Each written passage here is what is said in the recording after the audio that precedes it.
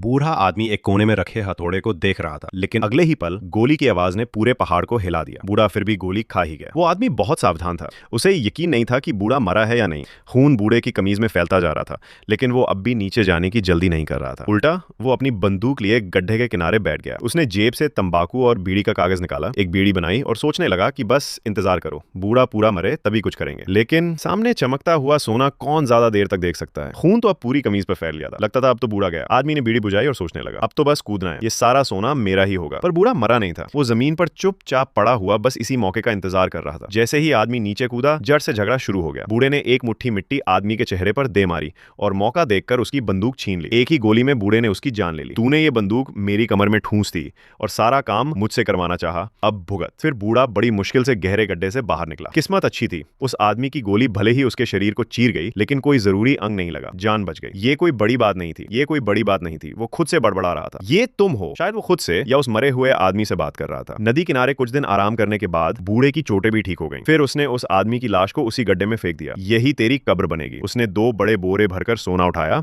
उन्हें गधे की पीठ पर लादा और अपने गांव के गीत गाते हुए हमेशा के लिए उस जगह से चला गया। अब सोने से भरी उस घाटी में फिर से शांति लौट आई थी। मछलियां मजे से तैर रही थीं, तितलियां उड़ रही थीं, हिरण आराम से घास चर रहे थे।